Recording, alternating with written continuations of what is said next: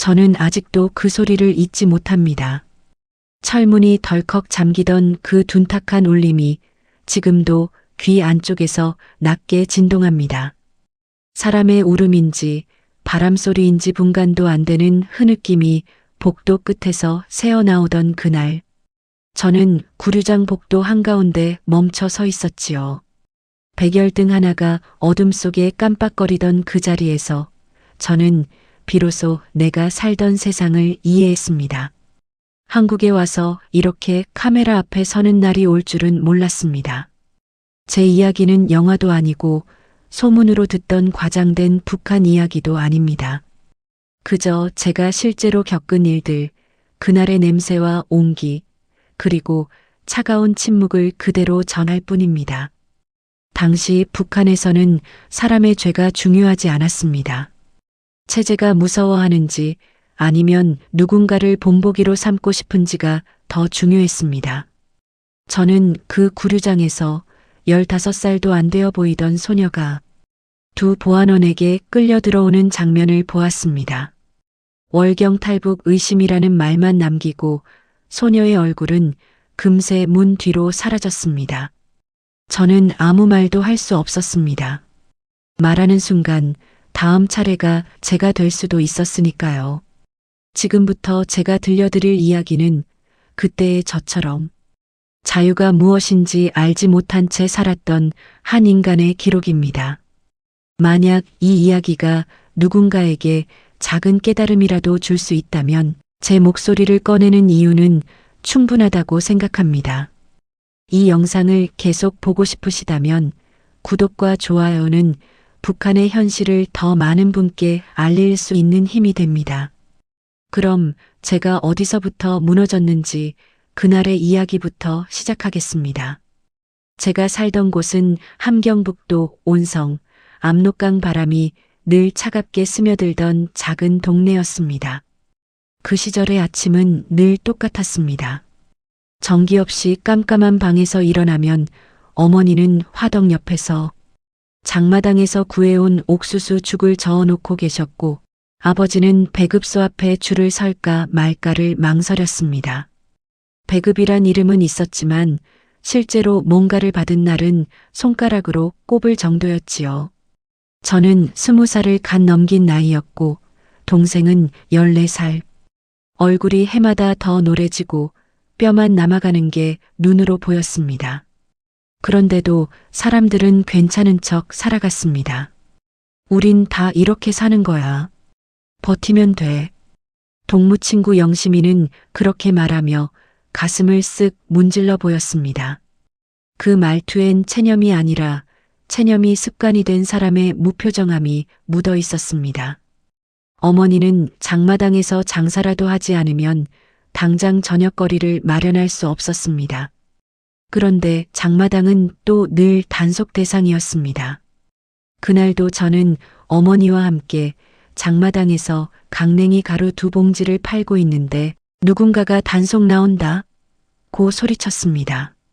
사람들은 우르르 달아났고 어머니는 제 손을 탁 잡아 끌며 사람들 틈으로 섞였습니다. 집에 돌아오며 어머니는 한숨을 길게 내뱉었습니다. 수진아, 언제까지 이렇게 숨어 다니며 살아야 하겠니? 그 말이 마음속에 오래 남았습니다. 그러나 더 큰 문제는 집안에 있었습니다. 동생의 기침이 점점 깊어졌습니다. 굴뚝처럼 속에서부터 올라오는 마른 기침이었는데 약을 구할 방법이 없었습니다. 약국은 텅 비어 있고 의사도 영양을 보충해야 한다고만 말했습니다. 영양을 보충하라니 그게 가능했다면 우리가 이 지경에 있었겠습니까? 어머니는 밤마다 자투리 강냉이를 볶아 면보에 싸서 동생에게 쥐어주며 눈을 돌렸습니다. 강한 사람도 그런 어머니의 뒷모습을 보면 말문이 막힐 겁니다. 전기는 저녁이면 끊겼고 우리는 촛불을 켜고 옹기종기 모여 앉았습니다. 아버지는 벽에 비친 우리 그림자를 보며 혼잣말처럼 말했습니다. 이게 나라라면 사람을 이렇게 만들지 않았을 게다. 그 말이 끝나자마자 밖에서 누군가 걸어가는 발소리가 들렸습니다. 보이부인지 단속반인지 알 수 없으니 우리는 숨을 죽였습니다. 그때의 정적은 아직도 기억납니다. 살아있다는 감각조차 조심해야 했던 시간들. 그렇게 하루하루를 버티던 어느 날 동생은 갑자기 쓰러졌습니다. 호흡이 거칠어지고 손끝이 새파래졌습니다. 저는 얼어붙은 채 동생의 이마를 짚었고 어머니는 손을 부들부들 떨며 수진아, 이대로 가면 안 되겠다고 말했습니다. 그 말은 곧 제 인생을 바꾸는 시작이었습니다. 저는 그날 처음으로 이 나라에서 살다가는 우리 모두 죽겠구나라는 생각을 했습니다. 제가 구류장 보조일을 맡게 된 건 20살을 갓 넘겼을 때였습니다. 특별한 이유가 있었던 건 아니고 어머니가 나라 일을 조금이라도 해야 먹고 살기 편하다는 말을 믿었던 탓이 큽니다. 구류장은 온성에서도 외곽에 있는 허름한 단층 건물이었고 안으로 들어가면 늘 습한 냄새가 배어 있었습니다. 철문은 언제나 차갑고 복도는 늘 어둡고 사람들의 기척은 가능한 한 지워져야 하는 그런 공간이었습니다. 그날도 저는 내부 기록부에 앉아 종이 뭉치를 정리하고 있었지요. 점심도 못 먹은 채였는데 갑자기 밖에서 비켜라 하는 고함 소리가 들렸습니다. 저는 반사적으로 고개를 들었습니다. 순간 철문이 거세게 열리며 바람이 확 들이쳤습니다. 두 보안원이 한 소녀를 끌고 들어오고 있었습니다. 15살도 되어 보이지 않는 깡마른 애였는데 머리는 헝클어지고 무릎에는 피가 말라붙어 있었습니다.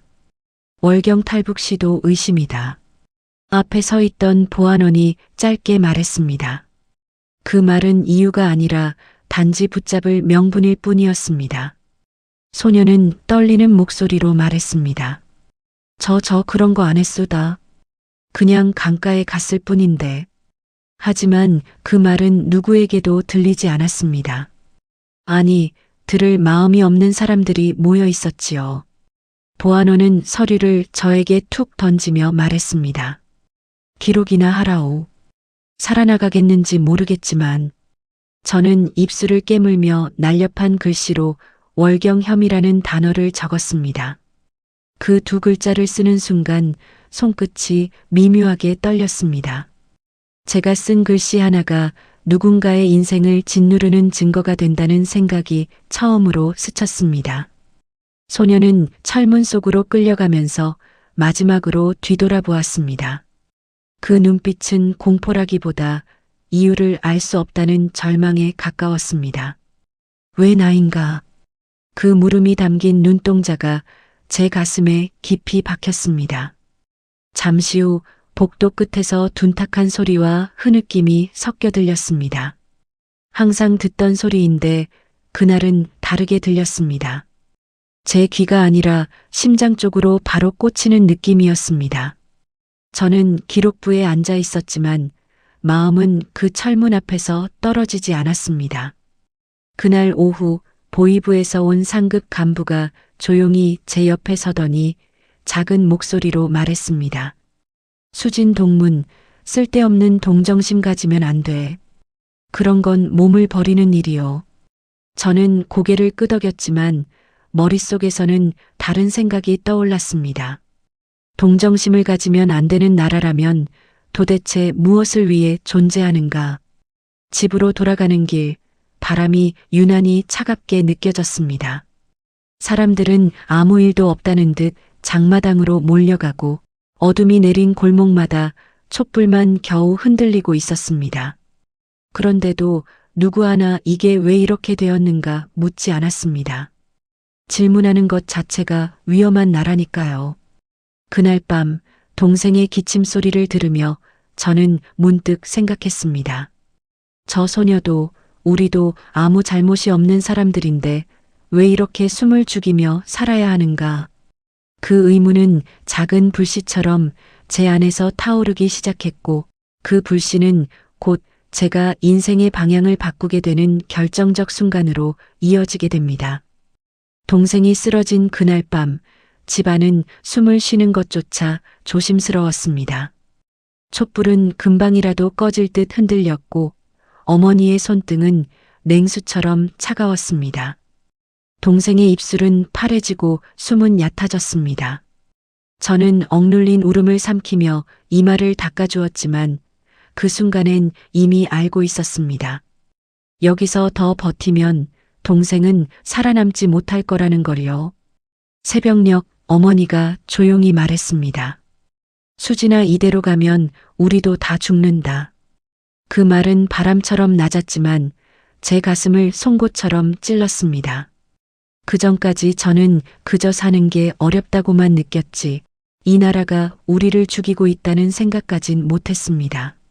하지만 동생의 가쁜 숨을 듣고 있자니 벗어날 방법을 찾지 않으면 안 된다는 생각이 뚜렷하게 자리 잡기 시작했습니다. 며칠 뒤 장마당에서 어머니가 조용히 제 손목을 잡았습니다. 믿을 만한 사람 하나 있대.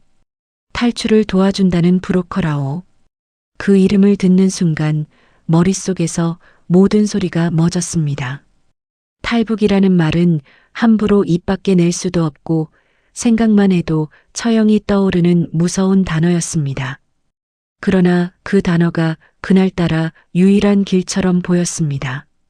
브로커를 만난 건 밤이 깊은 뒤였습니다. 그는 얼굴을 어둠 속에 반쯤 숨긴 채 작은 목소리로 말했습니다. 압록강 건너면 살 길은 있다요. 하지만 준비는 동문이 해야 하오. 돈도 몸도. 그 말투에는 감정이 없었습니다. 마치 사람을 옮기는 게 아니라 물건을 넘기는 사람 같았습니다.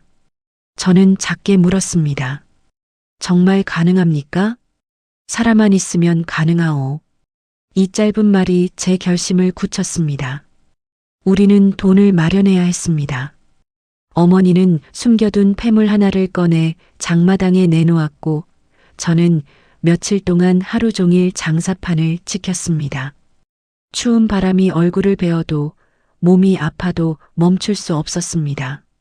동생이 다시 눈을 뜨게 하려면 방법은 이것뿐이었으니까요. 어느 날 압록강 근처에 가서 지형을 살피던 중이었습니다. 달빛이 얼음 위를 얇게 비추고 있었고 멀리서 보초초소의 손전등이 천천히 움직이고 있었습니다. 강바람이 옷섭을 파고들어 손가락이 얼어갔지만 저는 한참을 그 자리에서 움직이지 못했습니다. 이곳을 건너야 한다. 아니면 우리는 이대로 끝이다.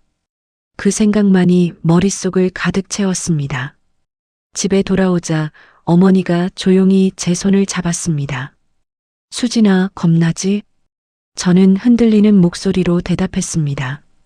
겁나지만 안 가면 우린 살 수 없수다.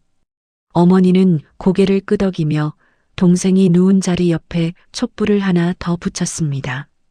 작은 불꽃이 일렁이는 모습을 보며 저는 마음을 굳혔습니다. 도망이 아니라 살아남기 위한 길이라는 걸 스스로에게 되뇌었습니다. 브로커와의 마지막 약속은 사흘 후 밤이었습니다. 장마당에서도 소문이 슬쩍 돌았습니다. 요즘 국경 단속이 세다. 잡히면 무조건 교화소 보낸다더라. 그 이야기를 들을 때마다 심장이 조여왔습니다. 그러나 멈출 수 없었습니다.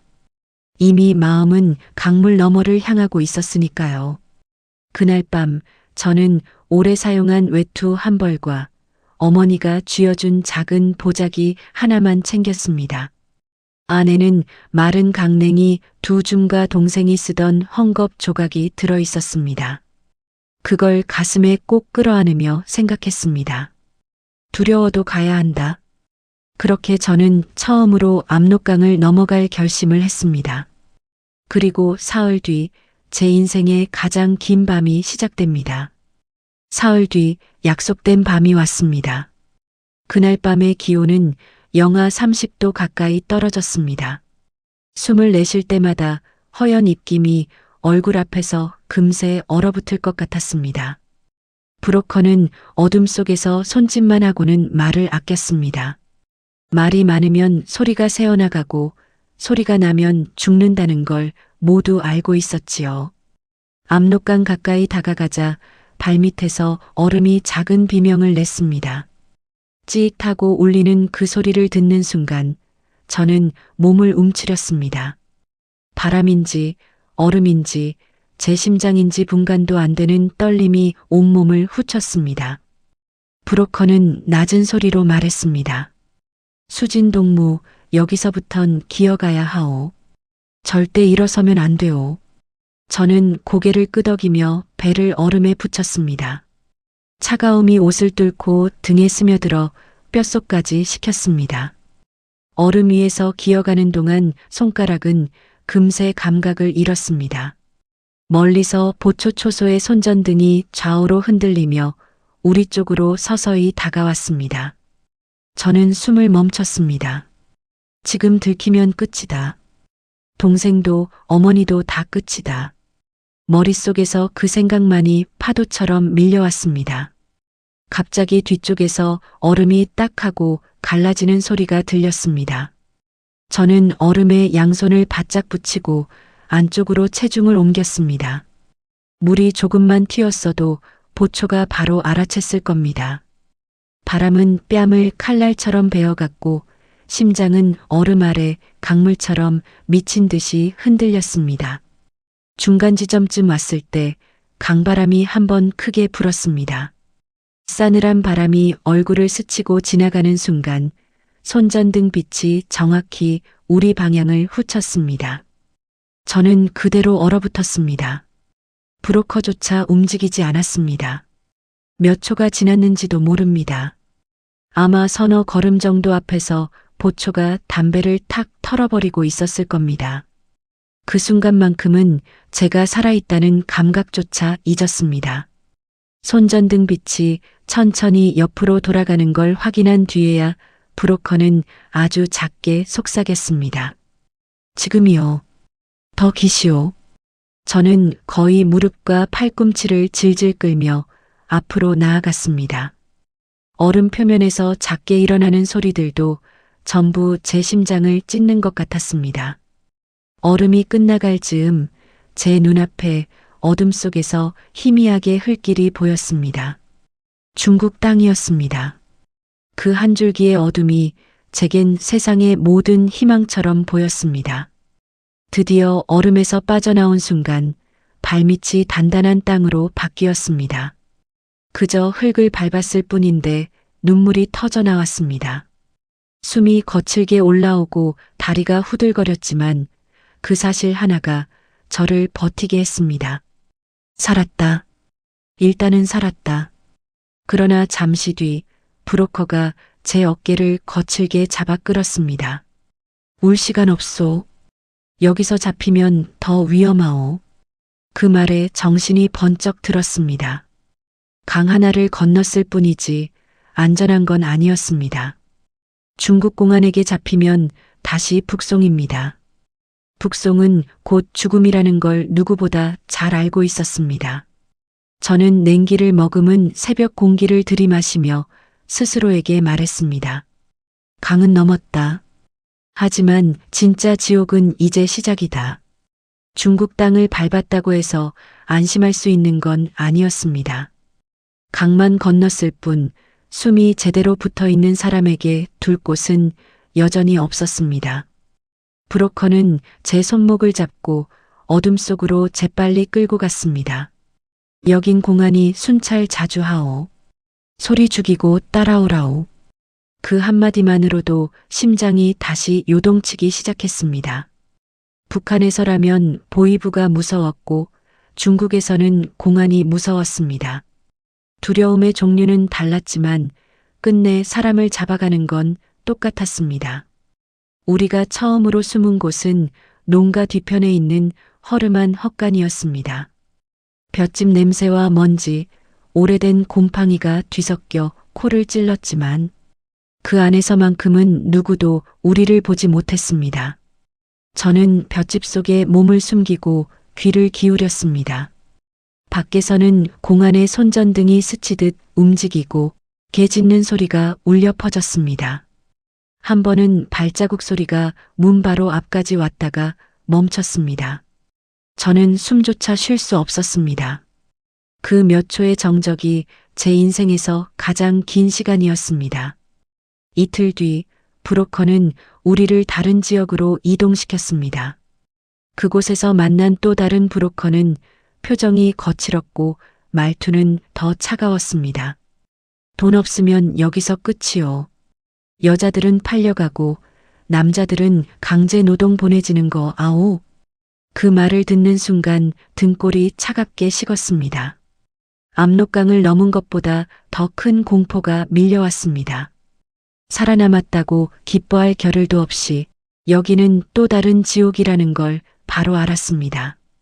며칠 동안 우리는 버려진 비닐하우스에서 숨어 지냈습니다. 낮에는 꼼짝도 할 수 없었고 밤이 되어야 겨우 조심조심 이동할 수 있었습니다. 비닐천 위로 떨어지는 빗방울 소리가 누군가 다가오는 발소리처럼 들려 심장이 요동쳤습니다. 먹을 건 거의 없어서 브로커가 던져준 찬 만두 2개를 나눠 먹으며 버텼습니다. 그때 저는 깨달았습니다. 사람이 배고프면 생각도 단순해진다. 살아야 한다. 그것뿐이다. 그러던 어느 날 우리는 지하 기도소에 숨어 있는 사람들과 연결되었습니다. 작은 창고 같은 공간에 10댓 명이 모여 있었고 그들은 우리에게 뜨거운 물 한 컵과 삶은 감자 몇 알을 내주었습니다. 저는 그 따뜻한 감자를 손에 쥐고 한참 동안 아무 말도 하지 못했습니다. 사람이 사람을 도울 수 있다는 사실이 그날따라 이상할 정도로 낯설고 울컥하게 느껴졌습니다. 기도소 책임자는 낮은 목소리로 말했습니다. 한국으로 가고 싶소? 길이 없는 건 아니오. 그 말에 제 마음이 흔들렸습니다.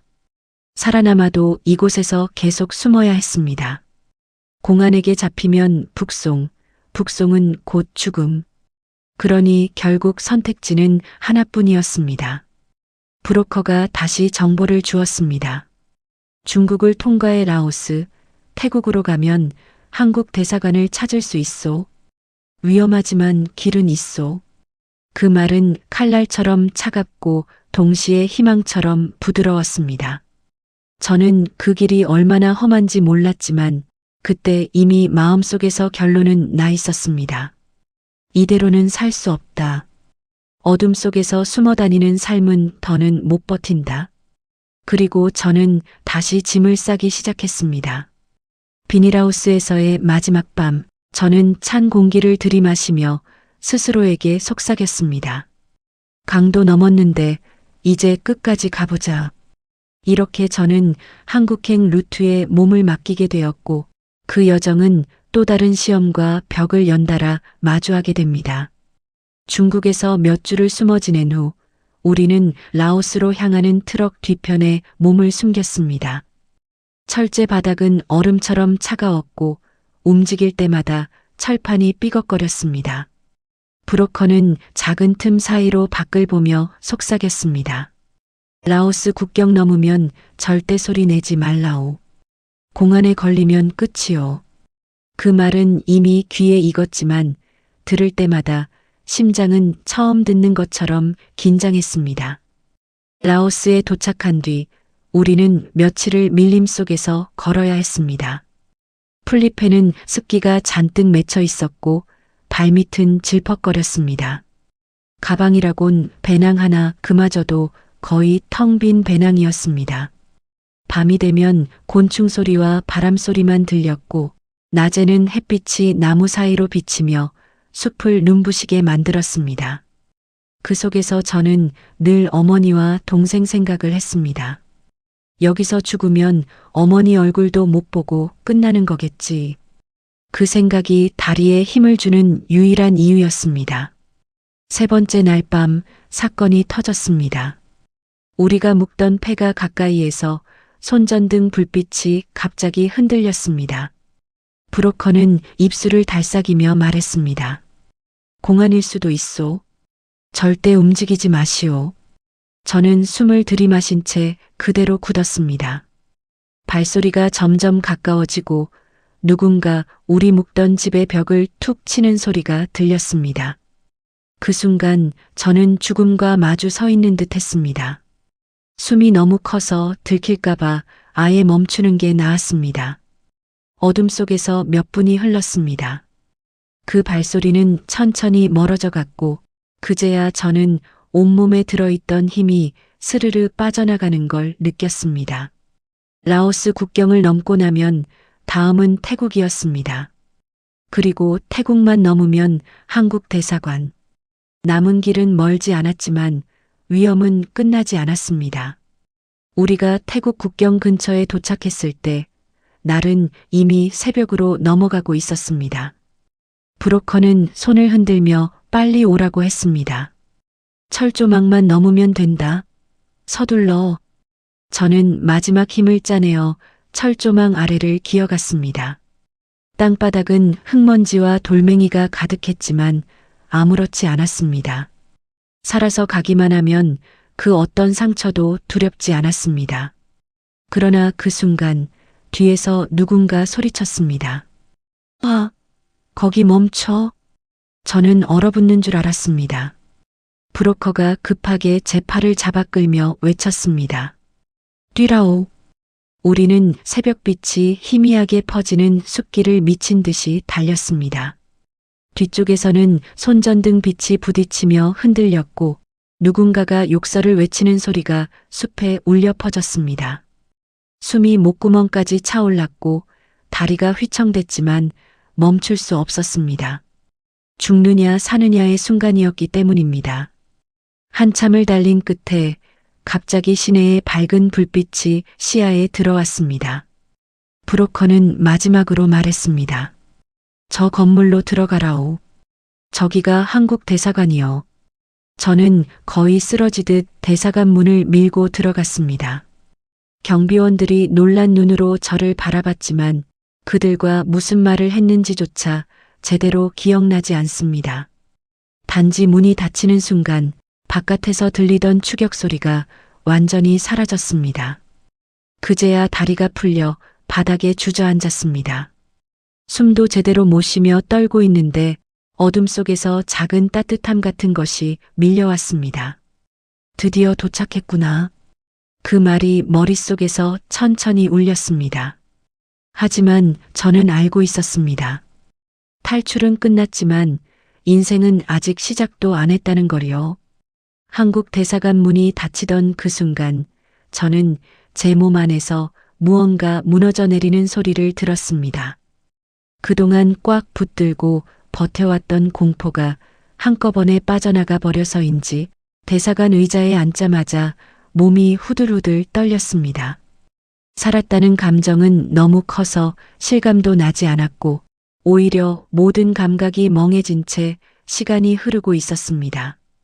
한국에 도착한 첫날 공항의 밝은 조명과 사람들의 빠른 걸음, 곳곳에서 들리는 안내방송은 모두 낯설었습니다. 이 나라에는 제가 태어나서 처음 듣는 종류의 자유로운 소음이 가득했습니다.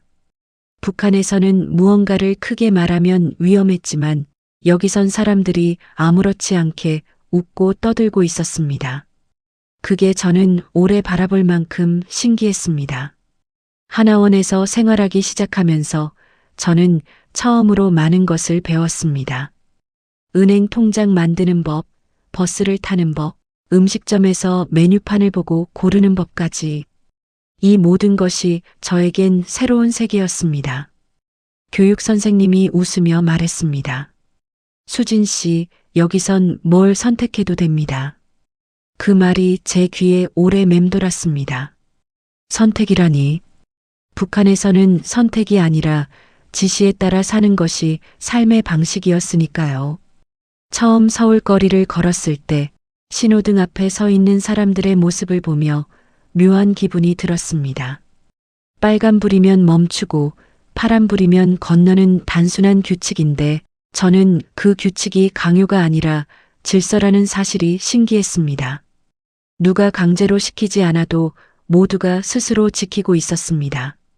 그 평온함 속에서 저는 비로소 이곳은 사람을 무서워하게 만드는 나라가 아니구나. 그 사실을 깨달았습니다. 정착 지원센터를 통해 작은 공장에서 일을 시작했을 때 처음 며칠은 손이 떨려서 일을 제대로 잡지 못했습니다.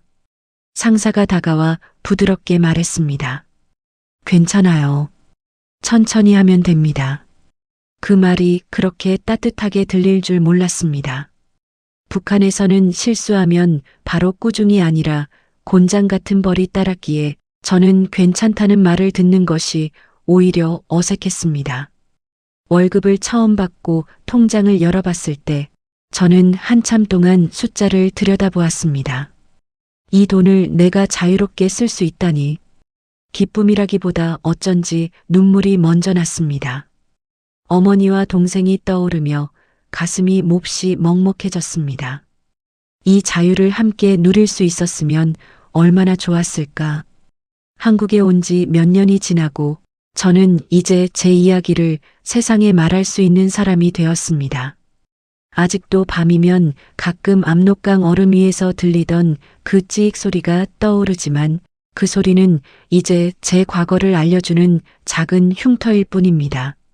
제가 이 이야기를 꺼내는 이유는 단순합니다.